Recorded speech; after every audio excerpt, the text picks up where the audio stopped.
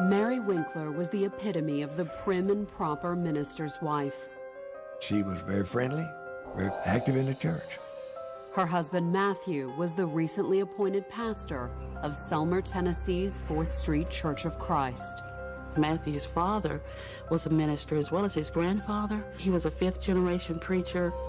As a couple, the two were the envy of the congregation. When they didn't know people were watching, they were holding hands. They would laugh with one another. That is, until the morning of March 22nd, 2006.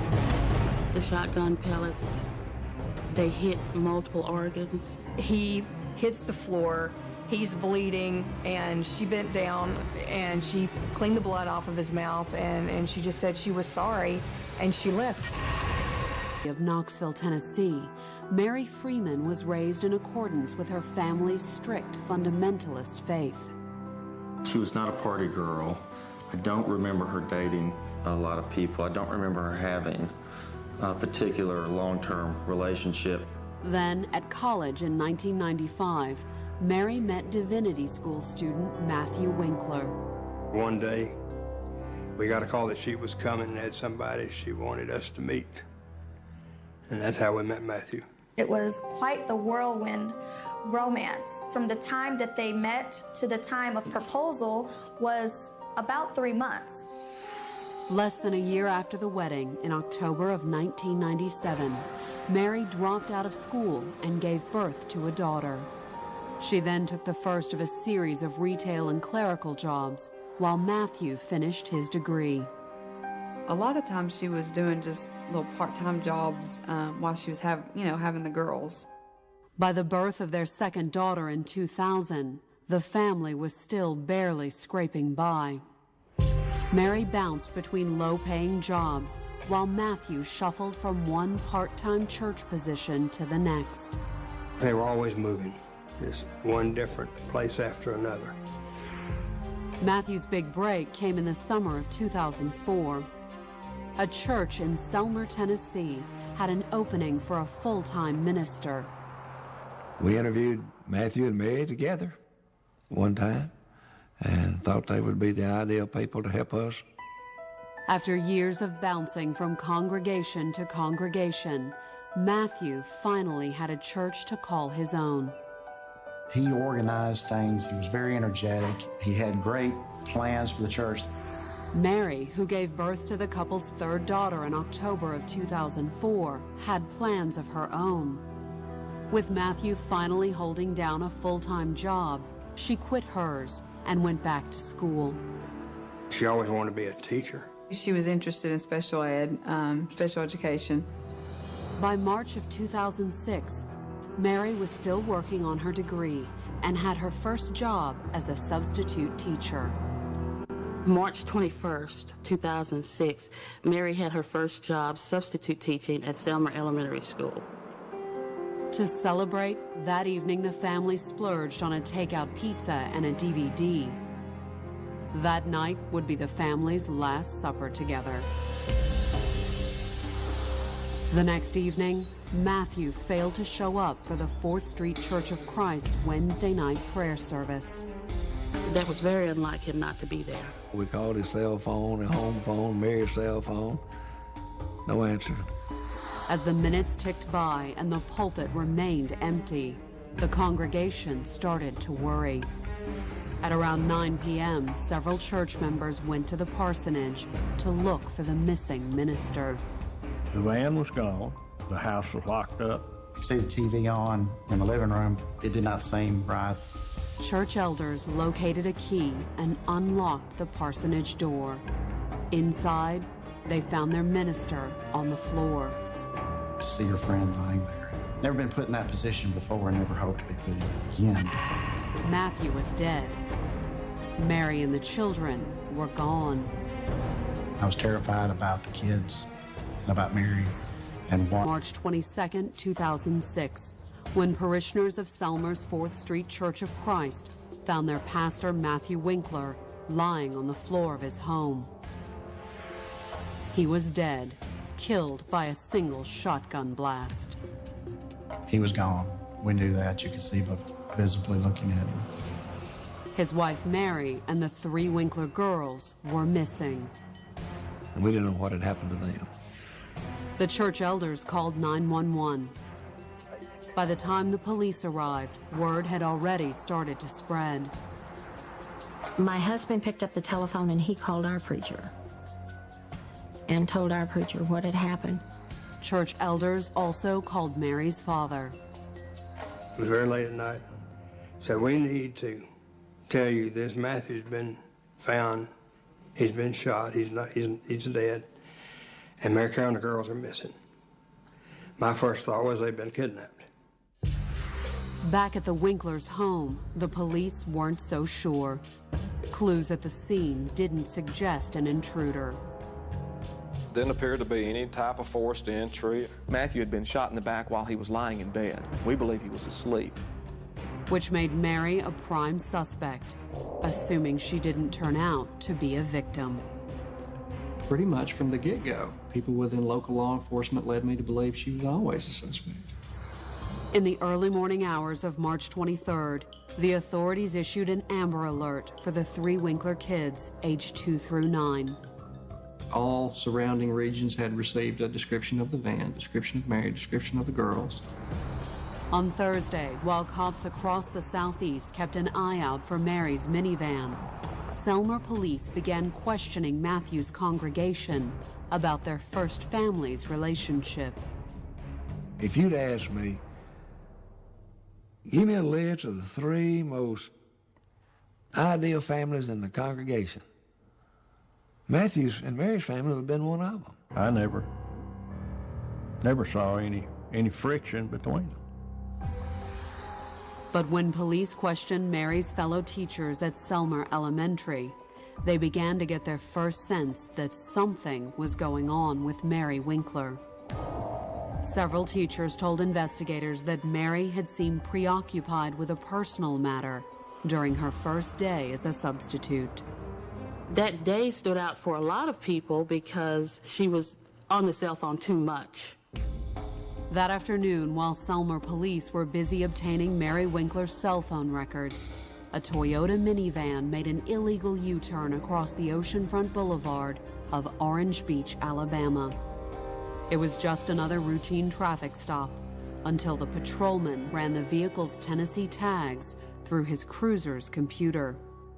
That's when police realized that they had the van that was the subject of the Amber Alert. When the patrolman approached the van, a woman rolled down the window. It was Mary. The kids were in the back seat, safe. She was taken into custody. She did not resist. She was very cooperative. Interrogated that evening by the Alabama authorities, Mary didn't exactly admit to killing her husband, but she didn't deny it either. Did you plan ahead of time to shoot him, or did it happen just spur of the moment? Mm-hmm. It wasn't planned. It just happened. Were you scared or something when it happened? I don't even know. She didn't remember getting the gun. The next thing she remembered was hearing the boom. There was a little bang. It wasn't near what I thought. Then, terrified by what had just happened, Mary said she'd loaded the kids in the van and driven to the beach.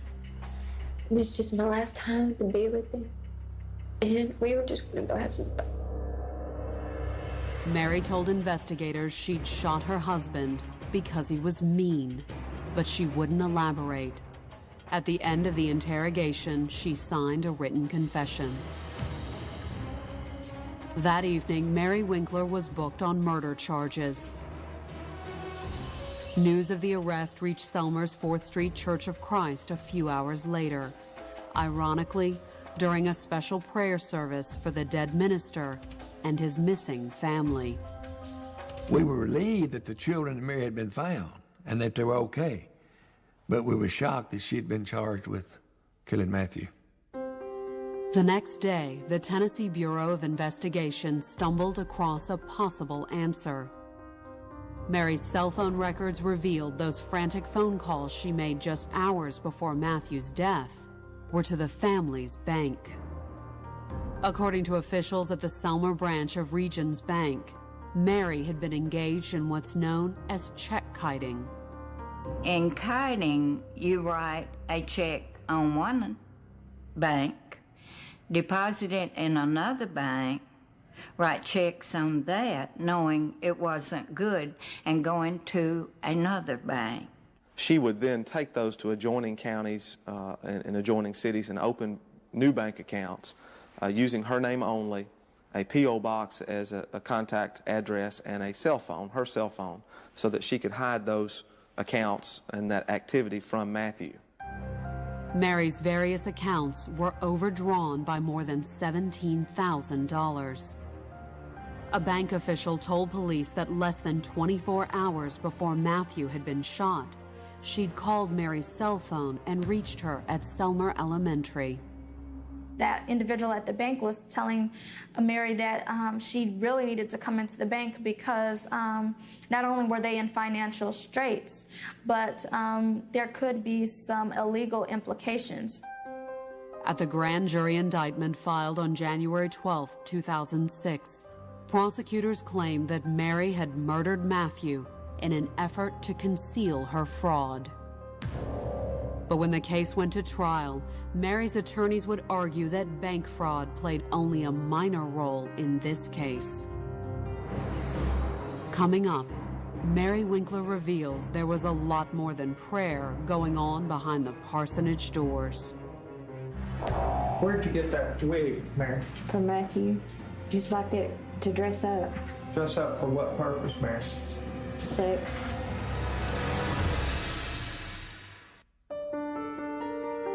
As a preacher's wife, Mary Winkler had spent every Sunday morning on the front pew of her husband's Selmer, Tennessee church. And on the morning of April 12, 2007, Mary was once again sitting at the front of a crowded room. But she wasn't in church. She was in a courtroom, on trial for murder, and the gallery behind her was packed. They were, gosh, several satellite trucks. You couldn't walk out in the parking lot. Reporters coming up, sticking a microphone in your face. If found guilty of first-degree murder, the mother of three would face life in prison. But the jury had some leeway. Convicting her on the lesser charge of voluntary manslaughter could result in as little as 6 months in prison. The DA began at the end with Matthew's last words. Words Mary told investigators he'd spoken moments after she pulled the trigger. Why? That was the last one he thought he could trust, his wife. The answer to Matthew's question, according to the prosecution, was the bank fraud that had finally caught up with her just hours before her husband's murder. There was telephone call after telephone call saying, Mary, you've got to come in tomorrow. You've got to bring in Matthew. We have got to get this straightened out. She was going to have to explain to him in a very embarrassing way, and perhaps even to the church members where he worked, that she was involved in financial fraud. The defense, in its open, didn't deny that Mary had shot Matthew. But her motive, according to the defense, was far more complicated than prosecutors made it out to be. Think about this for just a moment. You have financial problems with a bank, okay? How can I make this better? Oh, I've got it. I'll go kill my husband. Doesn't make any sense.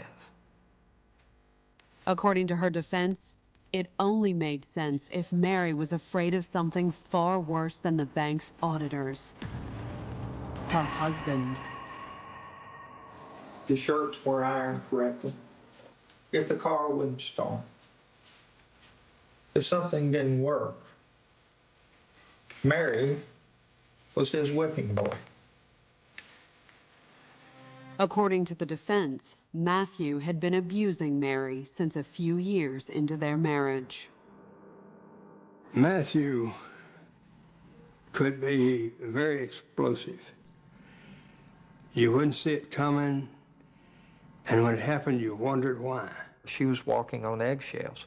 She never knew when he was going to blow up or over what.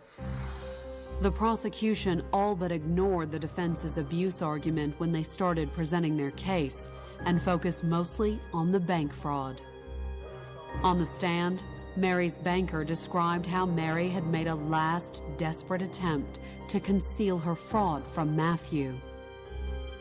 She asked me could she take his name off the account. You cannot do that if the account's in the negative balance. That is the extent of what the prosecution had against Mary. It was all based on financial misdealings. Financial misdealing, the state claimed, that had led to the murder of Matthew Winkler. The prosecution had presented a solid case against Mary, but the real show was about to begin.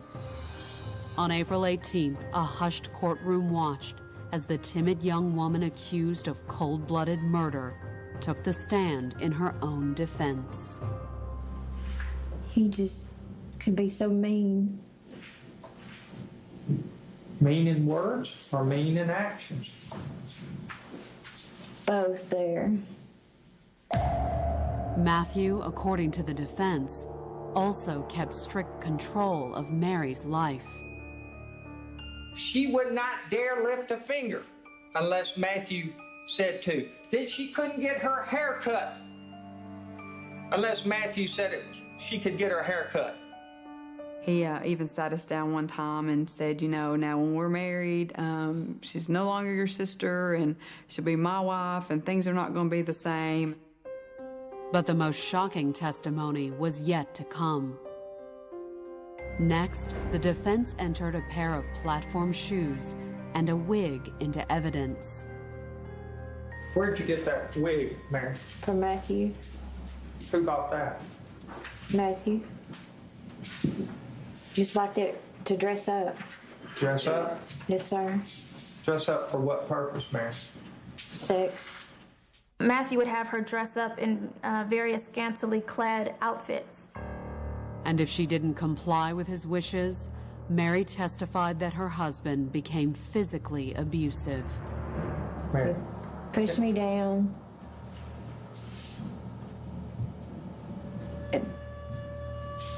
Use his belt. Kick. Out in the courtroom gallery, members of Matthew's congregation were stunned. They destroyed the reputation of a man to a lot of people that didn't know him. And those of us that did, it broke our heart because that wasn't him.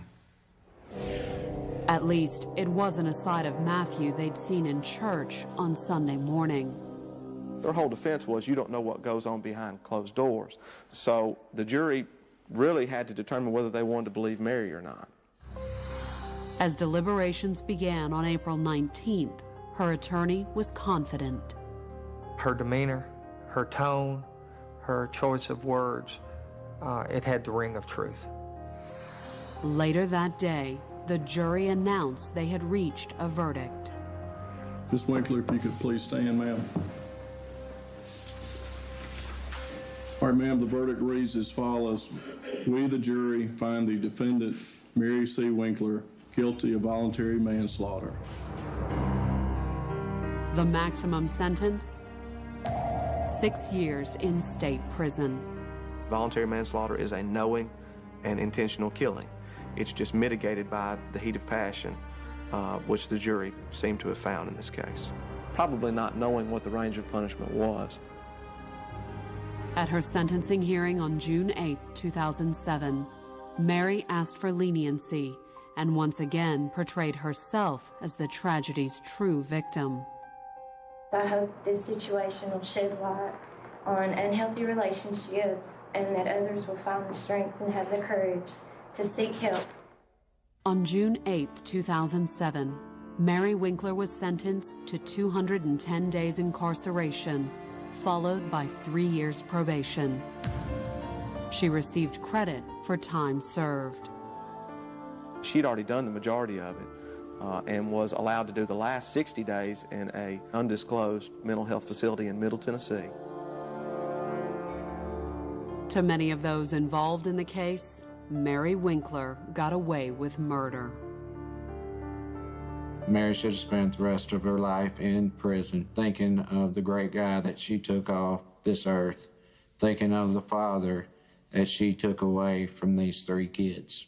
People ask me what we see when we look at Mary Winkler. I don't see the beaten down, abused, poor, pitiful wife. I don't see it. I see a cold, calculating murderer.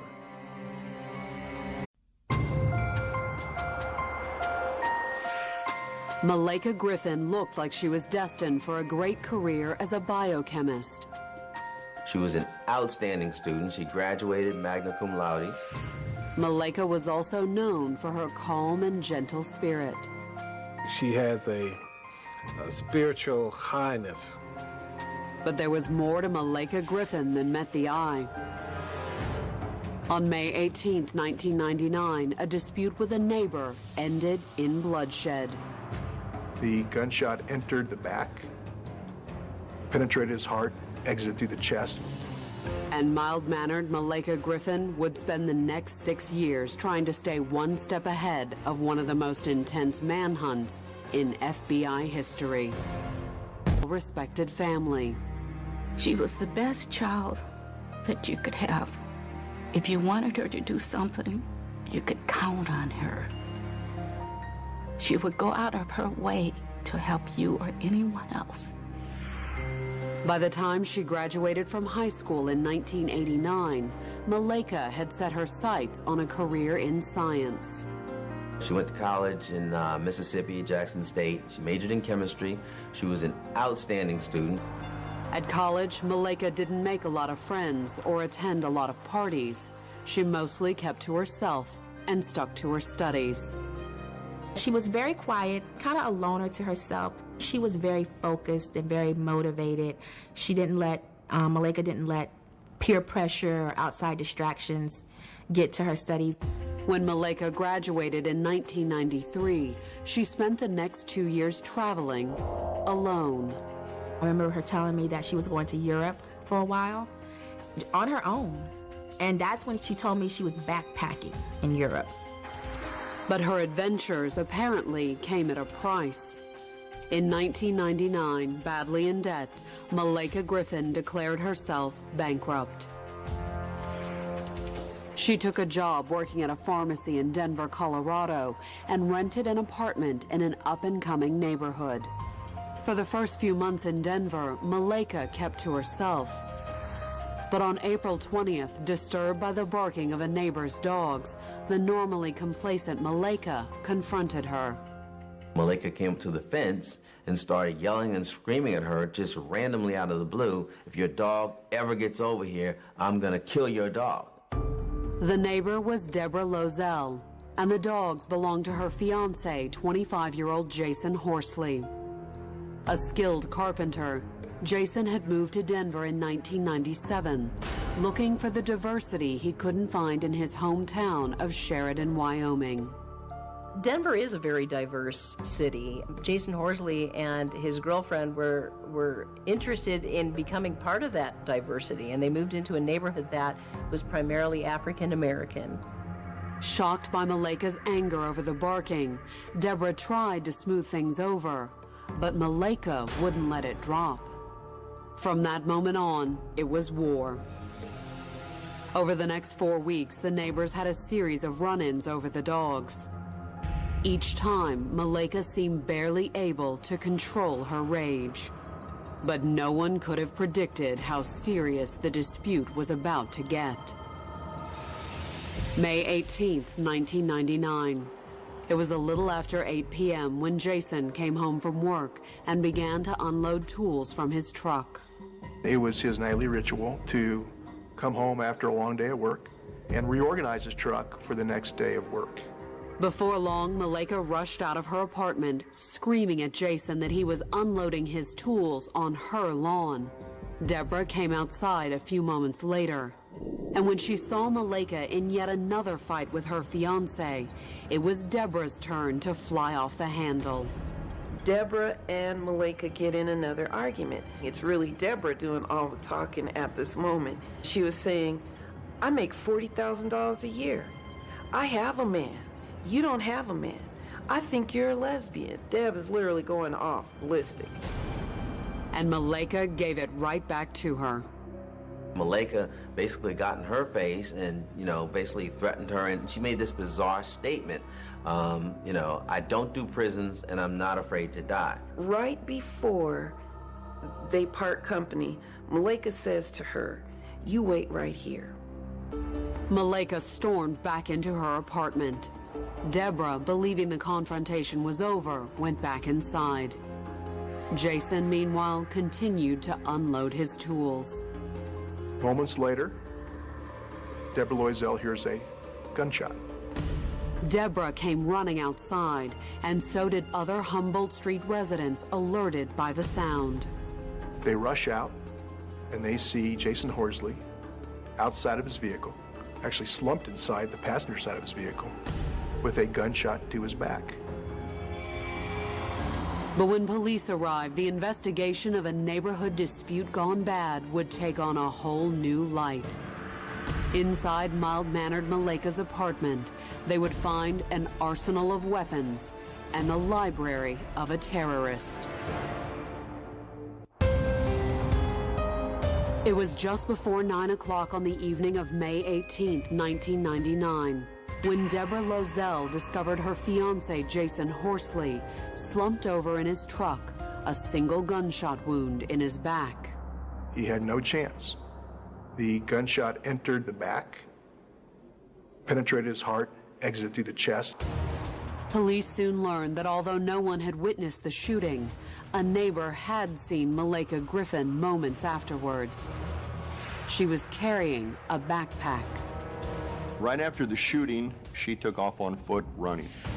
Malaika Griffin became the #1 suspect.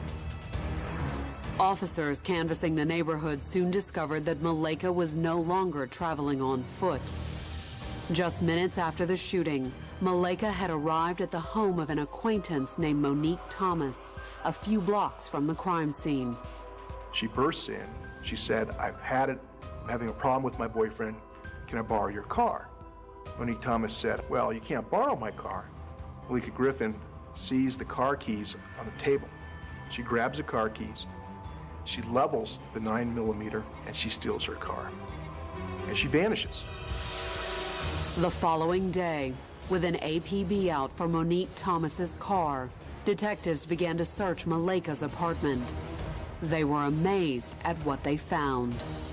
They found 2 hand grenades and an assault rifle. A black polymer carbine assault rifle loaded with 9mm hollow point bullets. And that wasn't all they found. There were books, the Anarchist Cookbook, The Poor Man's James Bond, all books that teach people how to change their identity, how to make booby traps, how to make bombs. Books that basically people like your Tim McVeighs would read. Initially, they thought, maybe this was just a neighbor-to-neighbor dispute. But when they started to delve more into the case, this is a person that's really scary. It looked like Malaika had been preparing for war. But why? Just hours later, when detectives recovered Malaika's abandoned backpack, they thought they'd found the answer. In her backpack, she left behind 2 binders, which really was her diary. And it was page after page after page of what Malaika Griffin thought about the world. Almost every page of the diary revealed Malaika's hatred for white people. There were very descriptive writings and musings about it's inevitable that we will have to go to war with the whites, that, they're our enemies, that we must fight them, we have to kill them. It appeared that Malaika Griffin wasn't just armed. She was also more dangerous than detectives had ever suspected. 2 days after the shooting, they got the call they were waiting for. The car that Malaika had stolen had been found abandoned in Iowa City, Iowa. With proof that Malaika had now crossed state lines, Denver police called in the FBI. But that was where the trail ran cold. She drives to Iowa, dumps the car, but there was no sign of her. In fact, she just disappeared. 8 months later, on February 5th, 2000, America's Most Wanted aired a story on the murder of Jason Horsley, together with an appeal for information on the whereabouts of Malaika Griffin. Here's this girl who, went to college, went to graduate school, and I kept thinking, what would have made her do something like that, and why is she running? Almost immediately, the calls came flooding in. We get a lot of tips, but they were always look-alike sightings or this or that. They were never really confirmed where we and the police could look at it and say, we definitely think this is her. One tip that would sound good would be in Alaska, and the next day someone would call and say, I'm positive I saw her, and it was in the state of Tennessee. But none of the calls panned out. It looked as if Malaika Griffin had simply vanished. I heard that she did contact her mom when she was initially on the run, like from Chicago or somewhere, and she called and told her mom she was on the run and that she was wanted for murder. 6 years passed without any sign of Malaika. The FBI continued to hunt for her, chasing every lead they had, but she continued to elude them. We had callers calling in saying that they had seen Malaika everywhere from New Jersey all the way across the United States to California. Convinced she must have fled the country. She had studied the kinds of books that would teach her how to change her identity, how to get out of the country, and we really thought she might be in Cuba somewhere. Initially, I thought maybe she left the country because she was very resourceful, and she knew how to get outside of the U.S. She probably had a passport since she went to Europe. Then, in June of 2005, the show aired again for the 9th time. That evening, while the show was airing, a supervisor from the FBI in San Diego received a telephone call from the FBI switchboard stating that a caller had called into the office and thought that Malaika may actually be in the San Diego area. The caller claimed a new employee at the biotech firm where she worked fit Malaika's description. But was it just another false lead? Maybe not. Something about this call got the FBI's attention. She was going by the name Lake. Instead of Malaika, she was using the first name Lake. And it wasn't much of a variation. I think that she felt that she was safe in her new identity. The next day, FBI agents and the San Diego Violent Crime Squad surrounded an apartment complex in El Cajon. She was definitely considered armed and very dangerous. The Violent Crime Squad assembled at the door of the residence, knocked on the door. But the woman who opened the door was not armed. And when asked to identify herself, she admitted she was Malaika Griffin. She was immediately taken into custody.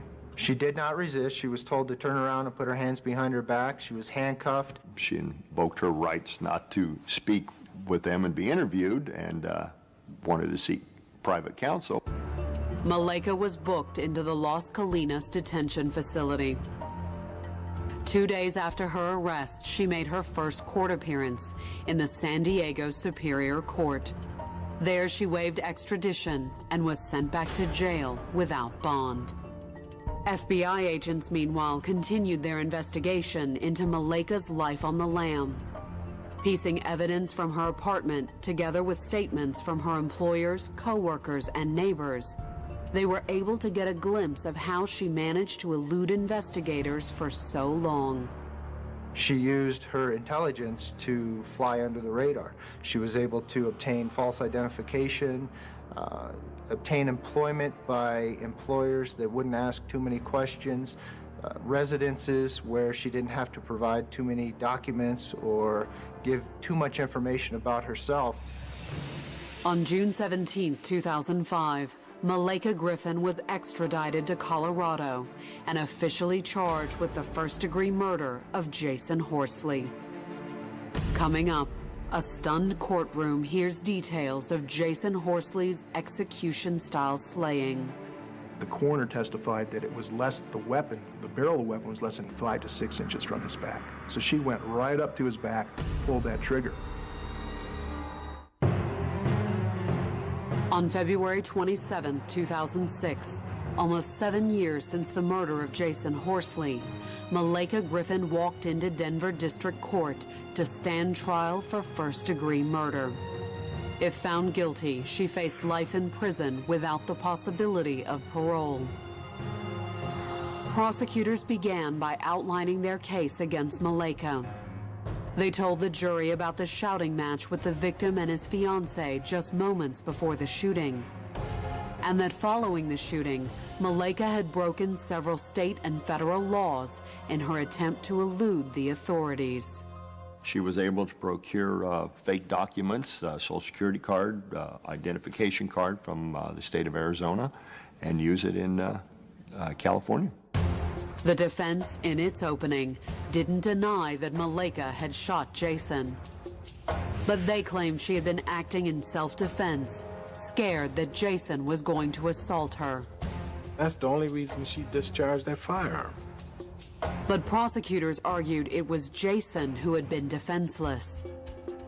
They presented medical evidence they claim proved Malaika had shot him in the back at point-blank range.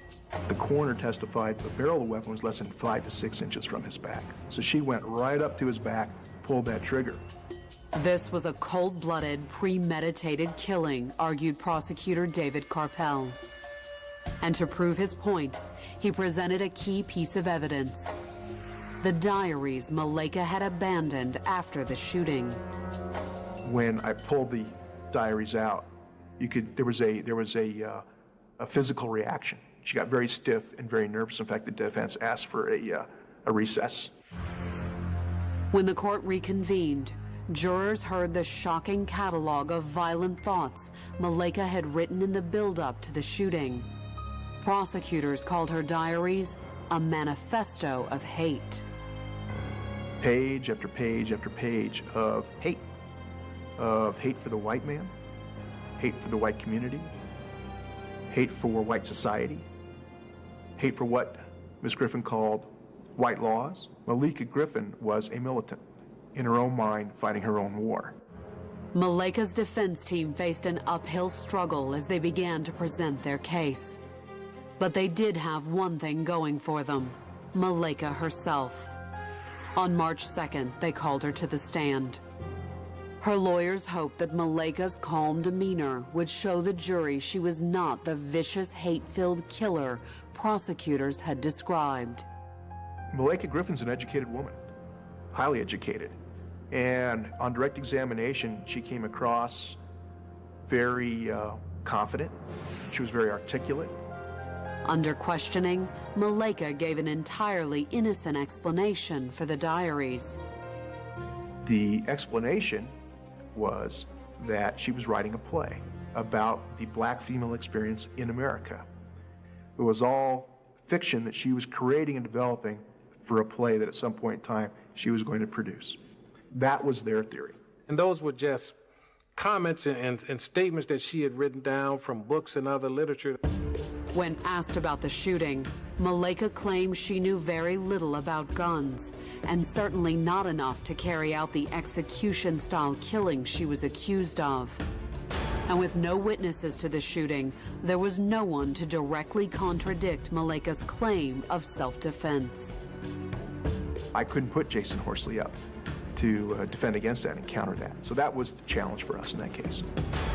But under cross-examination, Malaika's story began to fall apart. Malaika Griffin testified on direct examination that she didn't know much about weapons. However, she had a lot of magazines on how to use a sniper rifle, how to be proficient with weapons. I think I pulled out about 15 or 16 magazines and confronted her with those magazines. So she was an expert in weapons. Prosecutors then started to tear apart Malaika's claim that her writings were just research for a play. If she loved theater so much, asked the prosecution, how many times had she been to a show in the last 7 years? Malaika's answer: none. She had not one ticket stub, not one playbill, no evidence whatsoever she ever walked inside of a theater. And prosecutors had another question for her. If she had shot Jason in self-defense, why had she gone on the run? But if prosecutors thought Malaika would have no answer to this, they were in for a surprise. Ironically, their own accusations of racism were now turned against them. She had shot a white man. She didn't believe, and it was based on some of her learning, that she would not be treated fairly based on what she had done and who she had done it to. Suspecting the police would never believe her version of events, Malaika fled. Maybe she wasn't making the best judgment at that point, because she probably should have stopped and dealt with the charges at that point in time. Following closing arguments on March 3rd, the jury retired to consider its verdict. Malaika's lawyers were confident of her chances. I was looking for, at worst, manslaughter, and hopefully that she would be acquitted in total. After 8 hours, the jury returned with its verdict. They found Malaika Griffin guilty of the first-degree murder of Jason Horsley. In Colorado, that meant an automatic life sentence without the possibility of parole. She will never leave prison. She will die in prison. She was not a monster. I didn't know her as a monster, but she absolutely committed a monstrous act.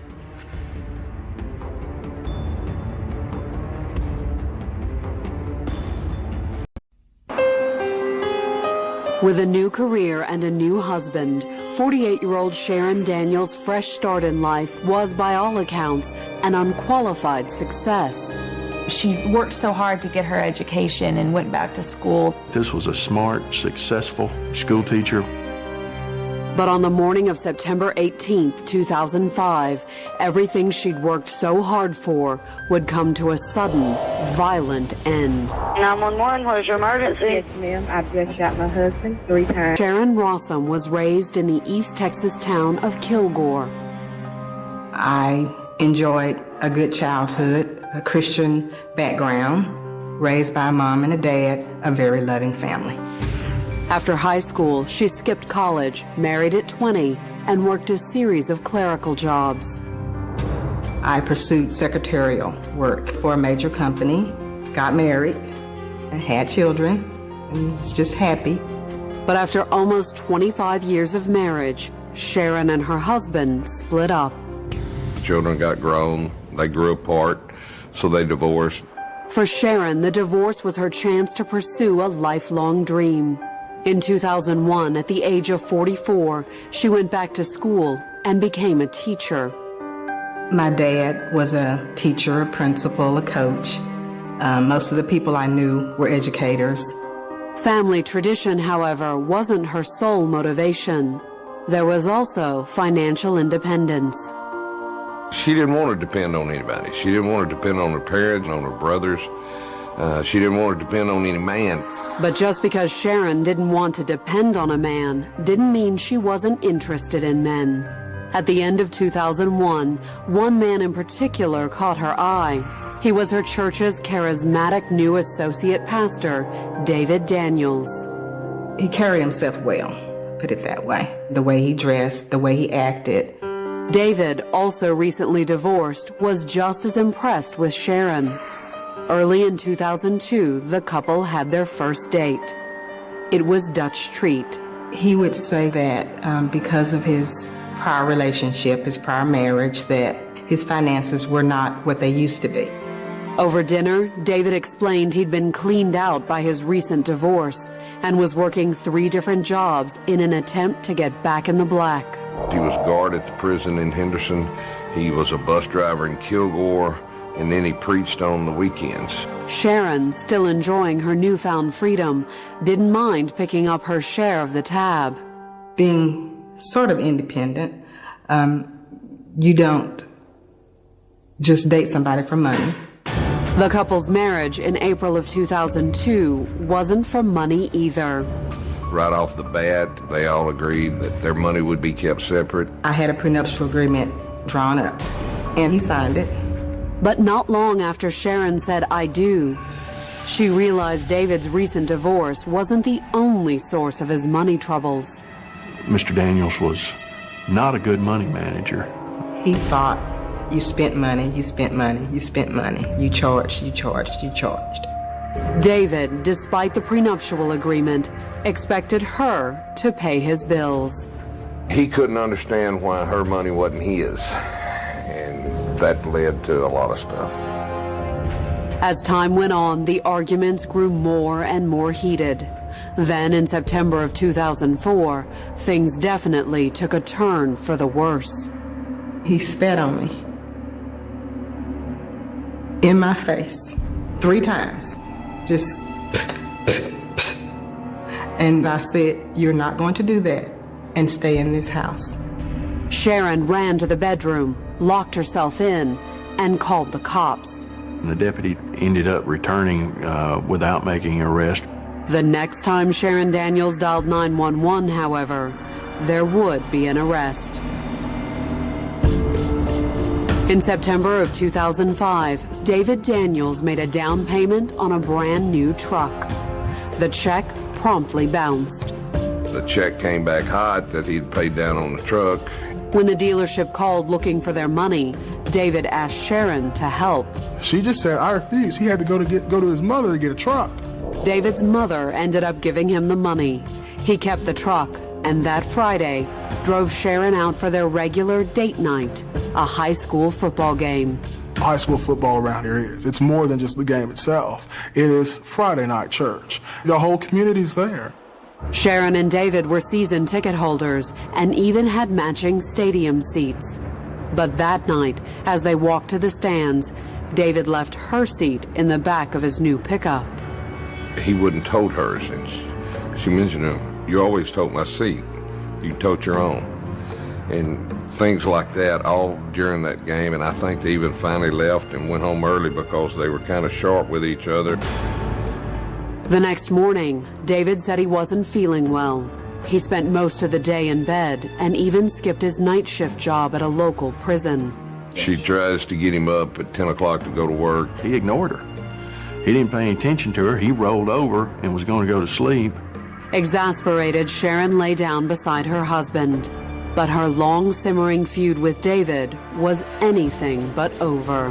When they woke up at 5:30 that next morning is when things got a little out of hand. Are either one of you hurt at all? I shot him 3 times.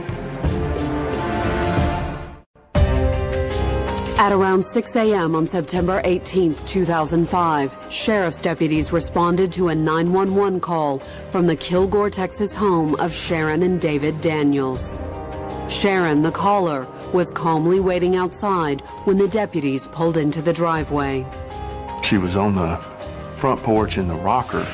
They came and put her in the car, handcuffed her, for their safety and everybody else's, not knowing exactly what happened. Deputies found their first clues just inside the door on the kitchen counter.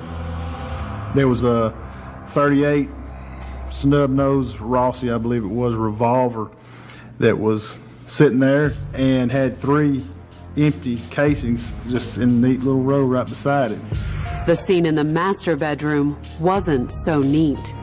There was obvious large amount of blood in the middle of the bed, just saturated, and there was a large amount of blood off to the right-hand side of the bed in a trail straight into the bathroom. The bathroom door was locked. The deputy broke it down. The first deputy on scene finds Mr. Daniels, David Daniels, in the bathtub, in the bathroom, obviously dying. Moments later, paramedics arrived and hustled David into an ambulance. He was still conscious when they took him out on the gurney. One of the deputies asked him why she shot him, and he uttered one word: jealousy. And to my knowledge, that's the last words he spoke. Shot a total of 3 times, David Daniels died en route to the hospital. No vital organs were hit. He just bled to death. Untangling the mystery of what happened fell to investigator Cheney Howarth. First on his agenda, speaking to Sharon, who was still at the scene, handcuffed in the back of a squad car. She wouldn't really say anything other than just kept saying David over and over and over again. Hoping she would eventually be able to give a statement, Howarth read Sharon her rights and ordered a deputy to drive her to the station. Then he went back into the house to examine the crime scene. There was nothing disturbed. There had not been any type of a struggle anywhere. Everything that had happened on that bed. After photographing the blood-stained bed, the detective drove down to Kilgore's Laird Memorial Hospital and examined David's body. When I pulled the sheets back from him and began to look, obviously he was laying in the bed when he was shot, just because of the angles of the bullets. His wound suggested that David had only gotten out of bed after the shooting started, when he sprinted to the bathroom. He's trying to get into that bathtub as some shield against these bullets. And the fact that he'd been shot while in bed begged one question. When Sharon first pulled the trigger, was David asleep? It was a question the investigator planned to ask Sharon as soon as he got back to the station. I went into the dispatch and had the 911 tape pulled where she had called, and that was pretty much chilling to me. She gave her address to the dispatcher just as if she was having a cordial conversation with someone. You just shot your husband 3 times. 3 times. What is your address, ma'am? 3915 County Road. Sharon appeared equally calm and collected a few minutes later when Detective Howitt sat down with her in the interrogation room to take her statement. Ms. Daniels went down the line that Mr. Daniels had been not physically abusive to her, but mentally abusive to her. How he talked about her hair looked bad, her shoes looked bad. He wouldn't hold a door for her. He wouldn't carry a chair from the football game for her. But according to Sharon, shortly after she and David awoke that September morning, her husband's mental abuse had suddenly turned violent. She tells him, David, we've got to resolve this. It's Sunday. And she said something about the Bible. He says, you can't tell me nothing about the Bible. She stated at that time that he just turned and attacked her. That's when, according to Sharon, she'd gone for the gun. The firearm that was in the house was located in a closet adjacent to the bathroom door. The same bathroom door her husband had bolted towards seconds after the shooting started. She puts herself, when she's telling the story, between him and that bathtub. That just doesn't make sense that he's going to go through her to get to that bathtub while she's firing rounds into him. That afternoon, Sharon was booked on murder charges and taken into police custody. Almost immediately, investigators began building a case against her. It wasn't a matter of figuring out who, just basically gathering evidence to disprove her defense. The investigators started with David Daniels' last word, jealousy. But if the Reverend had been having an affair, no one the cops questioned knew anything about it. In my entire investigation, I found no evidence that he had been unfaithful to her. Members of David's church, however, described Sharon as extremely jealous of any attention other women showed her handsome husband. She became physically combative toward other women that would come out and shake his hand and tell him that they enjoyed the message he had brought. Miss Daniels, to understate it a little bit, wanted to make very clear that that was her husband. And though Sharon had claimed her husband was abusive, the investigation turned up little evidence of it. If anyone in the family was prone to violence, it seemed to be Sharon, not David, which led investigators to only one conclusion. This most certainly was a crime of sudden passion. She was just unbelievably mad at him. Coming up, according to Sharon, the shooting was the fulfillment of a promise she had made her husband a year before. She had already told him, if you ever lay a hand on me again, I'll kill you. Charged with murdering her husband, Sharon Daniels claimed she'd shot him in self-defense. So when she stood trial on July 11th, 2006, the entire case hinged on one question. Was David Daniels a violent man? It's going to be hard to prosecute a woman for killing her husband if even one of those jurors believes that she might be a victim of spousal abuse. But was Sharon the victim of spousal abuse? The answer, according to the DA's opening statement, was no. She was not a battered spouse in any sense of the way that term's used. To support the claim, prosecutors first called David's ex-wife to testify. She said he never laid a hand on her. Basically, the downfall of the marriage was the bankruptcy, his lack of financial responsibility. She described a person who avoided confrontation, was very uncomfortable with confrontation. When they would have an argument, he would get up and walk in the other room. He just avoided fighting altogether. Next, the prosecutors put the medical examiner on the stand. She testified that contrary to Sharon's statement to the cops, there was no way David had been attacking her when he was shot. The rounds are fired into him while he's laying down for the most part. There was one round we contended that was fired while he's trying to get up. He's trying to get off that bed and he gets the round through the chest. As the medical examiner interpreted the evidence, David had been asleep when the bullets started flying. According to the prosecution's theory, Sharon had lain awake all night, growing angrier and angrier over her husband's fiscal irresponsibility. She had worked really hard to maintain her financial stability, and here this guy was who didn't know how to balance his checkbook or whatever. She is just filled with rage and hate at that moment and disgust with him. Shortly before sunrise, according to the DA's scenario, Sharon decided to act. She'd taken the gun from the closet and then, judging from the angle of the bed and the bullet wounds in David's body, crossed to the other side of the room, near the light switch. I contend she turned on the light and she fired 3 rounds into him before he could ever get out of that bed. The prosecution was arguing that she just snapped and decided she didn't want to be married anymore, and so she shot him. As proof, the DA played jurors the tape of the 911 call Sharon made minutes later, while her husband was still alive, bleeding to death in the bathroom. I shot him 3 times. I can't take it anymore. Sharon's attorney, when he started presenting his case, also played the 911 tape for the jury.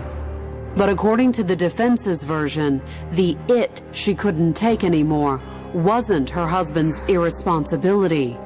It was his abuse. This is a good woman who had taken beatings from him. And defense attorney Daryl Bennett didn't just ask the jurors to take his word for it. After all, Sharon had called the cops on David once before, a year prior to the shooting. On day 2 of the trial, the defense put the deputies that responded to that initial call on the stand. Both of them testified that she had marks on her, red marks. And she claimed that he hit her. He claimed that he did not hit her. No one was arrested. There was no protective order. There was no restraining orders. It wasn't exactly irrefutable evidence of abuse, but it was the perfect setup for what came next. She had to take the stand. You gotta get sympathy from a jury. It was a risky gamble by the defense, but on July 13th, they called Sharon Daniels to the stand to testify in her own defense. She told the jury that when she had called the cops a year before the shooting, it was the first time David, or anyone, had ever hit her. You got a woman here who's, 45, 48, and lived all her life with a man and never been hit. And it had to be a shock.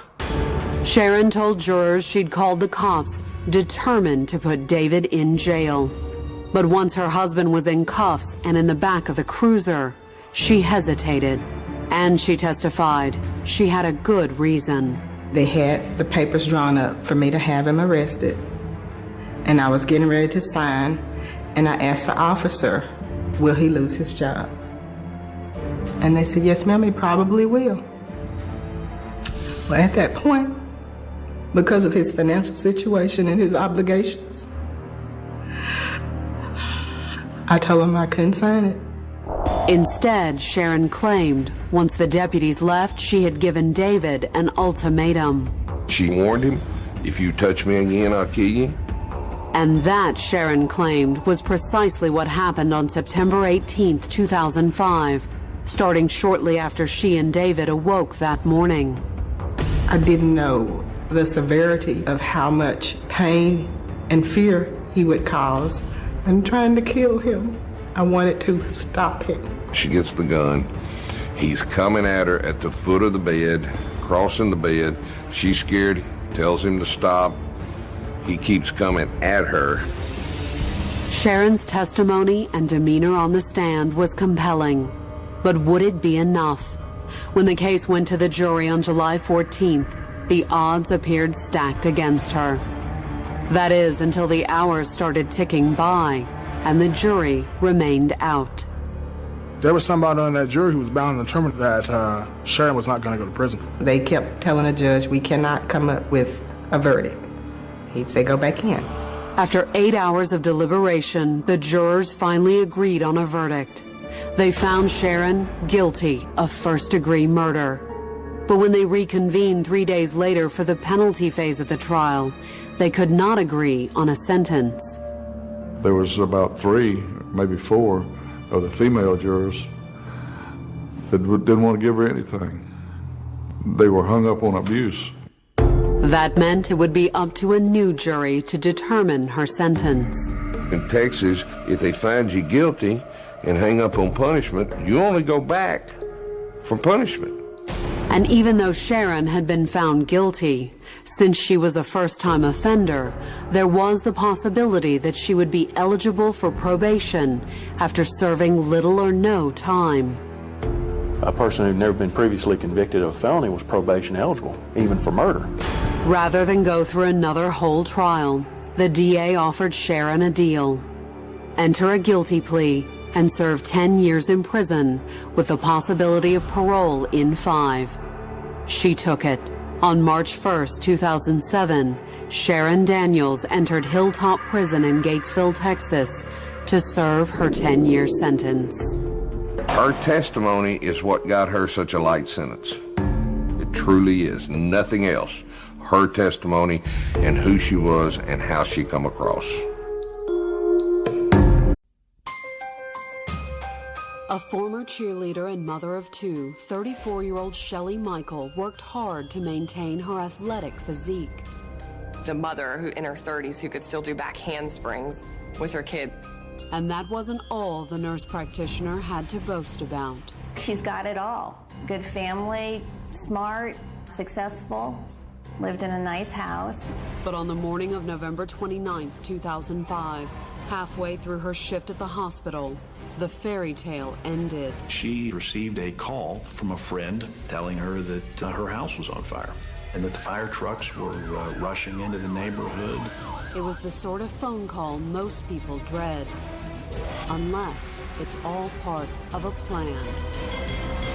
Boots' childhood in Clarksburg, West Virginia was an unbroken string of achievements. She always had a 4.0. She was a cheerleader. She played basketball. She did it all, and she was very popular. After high school, Shelley went to nearby West Virginia University. But just a year into college, Shelley found herself pregnant. She met a young man up there at the university. They had a child, a son. Shelley and the baby's father broke up before their son was born. In 1994, just months after giving birth, Shelley went back to school as a single mom. This time she set her sights on a nursing degree and a spot on the cheerleading squad. She didn't travel with the team, but she cheered at all of the home games. Shelley wasn't a single mom for long. She met another gentleman, and they married and had a child, a daughter. Graduating in 1997, Shelley got a job at West Virginia University's Ruby Memorial Hospital. Shelley's marriage, however, was not going as well as her career. She and her husband had hit a rocky patch in their marriage.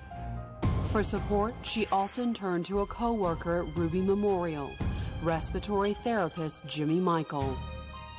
At the time that they met and started seeing each other, Mr. Michael was having difficulty in his own marriage. They became friends and just talked about their similar problems with their spouses. But before long, they did more than just talk. Led to flirtation. They'd start hanging out more, and then eventually they decided to take their relationship to a romantic level. Shelley and Jimmy both filed for divorce in late 1999. They were married in May of 2000, just 3 months after Jimmy's divorce became final. I thought she was good for him. She was peppy, she liked to do things, she was good with the kids. Jimmy, like Shelley, came into the marriage with 2 children of his own. They each had a boy and a girl of about the same ages. Just looked like something right off the Brady Bunch. After the wedding, the Michaels bought a new home around the corner from Ruby Memorial. It was a 5-minute drive, give or take a minute or two, depending on traffic. Going back to school part-time, Shelley got her master's and became a nurse practitioner. She also got a chance to get back into cheerleading again, this time as a coach. Both of their daughters cheered, and both of their sons played football. Jimmy was the coach of the football team. Shelley was the cheering advisor for the cheerleaders. And it was through coaching that the couple met their new best friends, Bobby and Kelly Teets.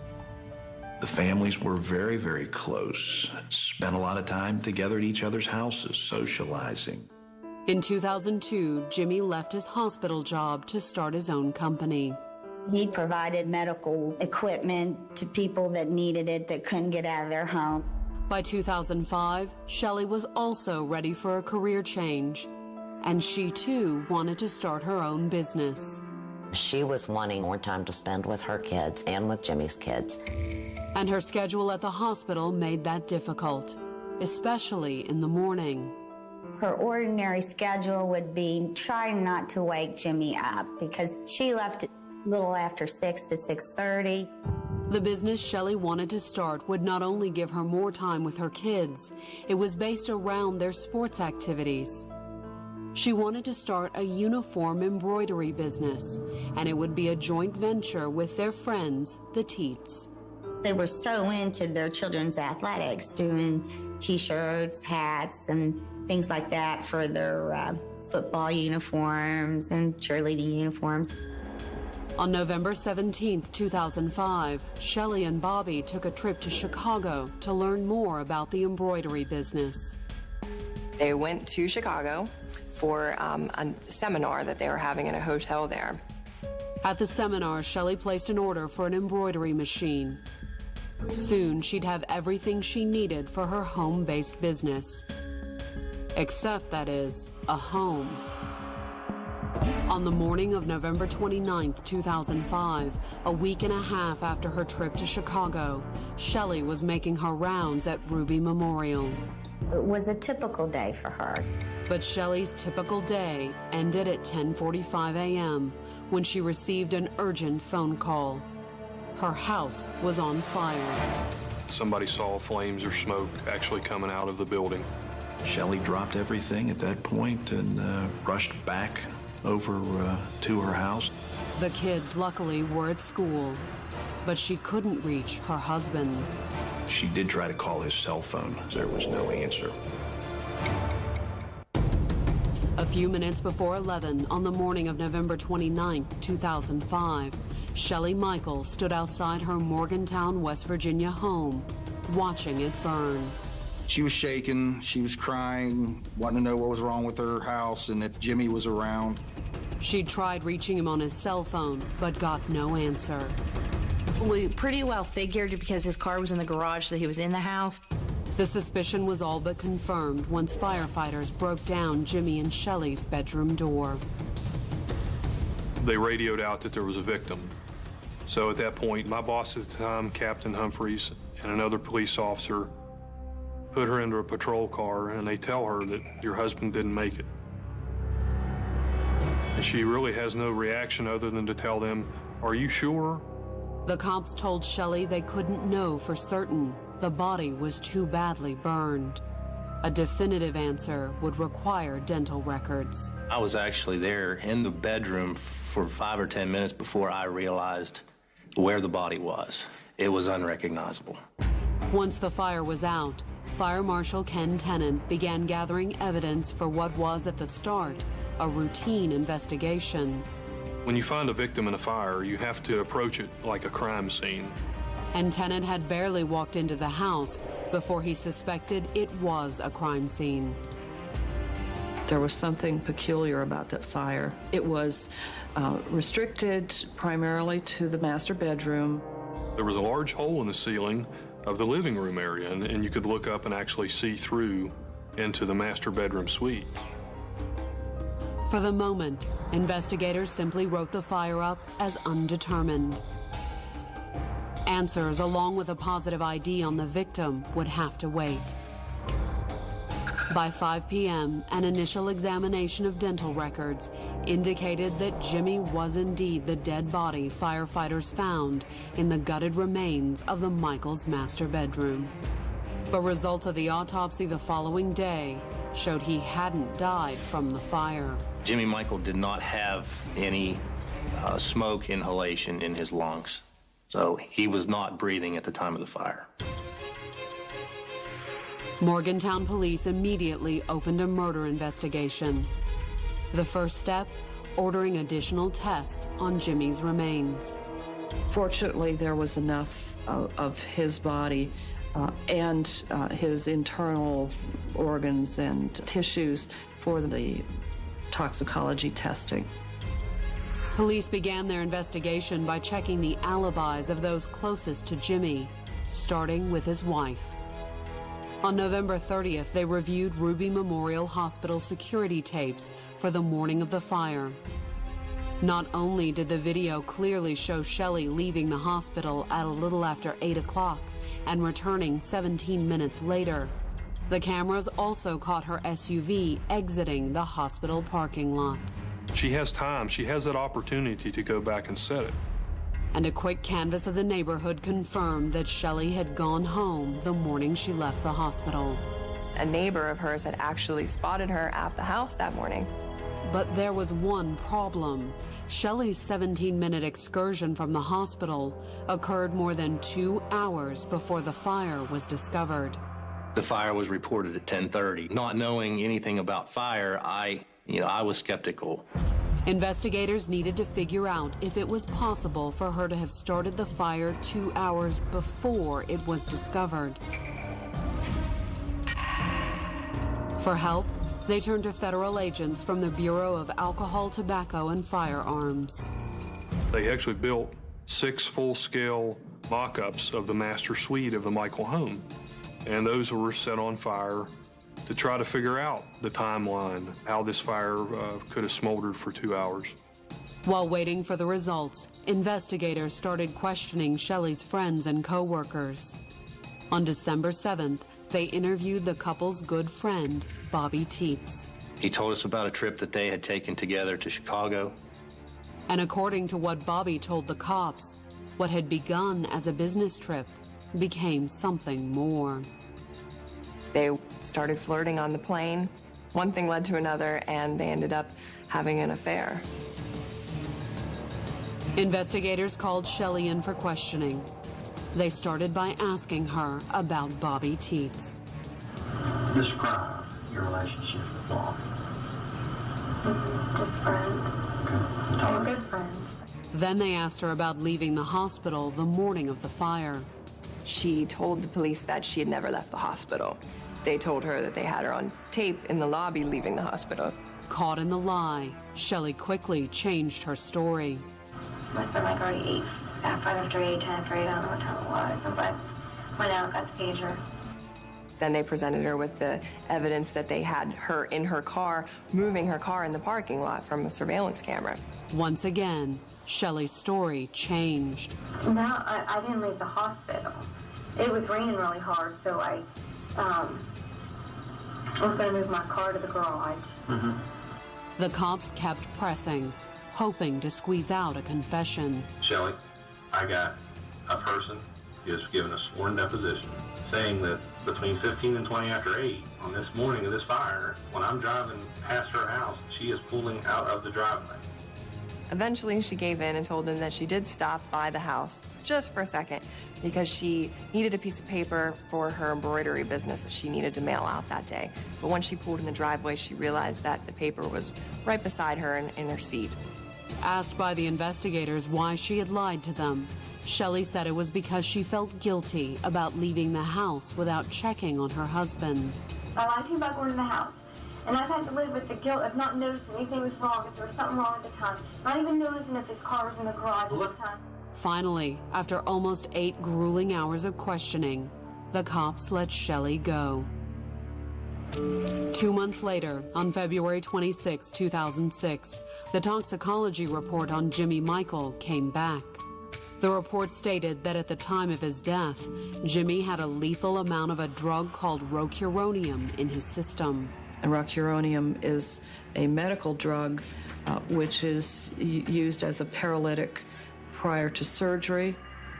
The first 2 minutes when you're administered with this drug, you start to have breathing problems because it paralyzes your lungs. But your mind is not affected by this drug during this time. You can think, you know it's going on, but you can't do anything about it. It's kind of like being buried alive. As a nurse practitioner, his wife Shelley had easy access to the drug. In her unit, which was the pediatric intensive care unit, it wasn't locked in any kind of a cabinet. It was really just there to be used. On the morning of March 10th, Morgantown police went to the apartment Shelley had rented after the fire to arrest her on charges of murder and arson. To see my daughter handcuffed coming out of her apartment, it was more than I could take that day. Coming up, will the supposedly airtight case against Shelley trip up on one nagging detail? It's difficult to believe this fire could simply smolder for 2 hours before it's noticed. Although she was about to stand trial for both murder and arson, Shelley Michael appeared more than confident on the morning of July 6, 2007. If anything, the 35-year-old former cheerleader was downright perky. She walked into the courtroom, goes like this to her dad, thumbs up. They're not going to convict me. There's no way. The case was solely a circumstantial kind of a case. We had no direct evidence other than the drug they found in the system. According to prosecutor Marcia Ashdown's opening statement, Shelley had poisoned her husband with rocuronium so she could collect on his $500,000 life insurance policy and continue her affair with Bobby Teets. It's a drug that's used only in the hospital setting where the patient then is immediately assisted with breathing. Absent that assistance, the prosecutor told the jury, the drug was deadly. He would have stopped breathing and suffocated. Once Jimmy was dead, according to the prosecution, Shelley had driven into work and made her rounds to establish her alibi. At a little after 8, she'd dash back home to destroy the evidence. All she needed was enough time, they said, to flick a bic and start that fire. In the defense open, Shelley's attorney didn't dispute that his client had gone by the house. But he also reminded jurors that more than 2 hours separated the time she supposedly flicked a bic and when the fire was reported. It's difficult to believe this fire could simply smolder for 2 hours before it's noticed. We, of course, knew that they would question the time frame. How could this fire have been started by her at such and such a time? To counter the defense's claim, prosecutors called on Fire Marshal Ken Tennant to fill in the 2 hours between Shelley allegedly lighting the fire and a neighbor reporting the blaze. He began his testimony by giving jurors a crash course in fire forensics. The fire has to have oxygen for it to burn. But since firefighters had found the bedroom door closed, Tennant testified that within the enclosed room, the oxygen-starved fire had begun to smolder. She set the fire to the bed, and that quickly used up the oxygen in that room. As proof, prosecutors presented the results of testing by the ATF. The testing showed that it was possible for it to burn for 2 hours. So for the next 2 hours, according to Tennant's testimony, the smoldering fire slowly burned a hole through the bedroom floor and eventually through the living room ceiling beneath it. Now we have all the air we need from the floor below, and that's the point probably about 10 minutes prior to getting the call that the fire takes off. But Shelley's defense pointed out that Shelley had only been gone from the hospital for 17 minutes. Minus 16 minutes driving time, that only left about a minute for Shelley to get in the house, start the fire, and get back out. That 60-second window, her attorneys claimed, was even more incredible, considering the ATF couldn't find evidence of an accelerant. She's going to have 60 seconds or less in this house. Try to start a fire in your fireplace without an accelerant in 60 seconds or less and see if you can make it start. On July 17th, after more than a week of sitting on the sidelines, Shelley Michael took the stand in her own defense. A jury wants to hear from the defendant, especially if the defendant's going to say, I didn't do it. That, of course, was precisely what Shelley said. She says someone else killed her husband. She loved him. He was her Tom Cruise. She could have never killed him. With help from her attorney, Shelley walked jurors through her actions the morning of the fatal fire. She was very thorough, and she knew what they were going to come at her with. She could have showed a little bit more emotion, but she was told not to. And with the prosecution's timeline in doubt, jurors had only the drug evidence to base their decision on whether Shelley had killed her husband. On July 18th, the case was turned over to the jury. This sounds as arrogant as it can be, but I always expect to win. On July 20th, 2007, after 3 days of deliberation, they found Shelley Michael guilty of murder and arson. Michelle stood as the verdict was delivered, and she was emotionless. There was nothing on her face that you could tell whether she was relieved or devastated. But it was clear even the jury had mixed feelings about the verdict. They recommended mercy with respect to her sentencing for the murder. They gave a recommendation of mercy, which means she's sentenced to life in jail, but she has the possibility for parole after 15 years. If you feel a person is guilty of such a heinous crime, why would you grant them mercy? It was a compromise on their part. The judge wasn't interested in compromise, however. At Shelley's sentencing in September, the judge slapped Shelley with the maximum allowed by law for the arson, 20 years, plus the minimum 15 years for the murder. The judge ran the sentences consecutively, so she's got to do one, then the other. That means she would be eligible for parole after serving 20 years. Even so, there are many who think she got off pretty easy, considering the crime. If you know anything about the drug and how it affects a person and how they die, she showed him no mercy. So as far as her being found guilty, I was happy about that. I was not real happy with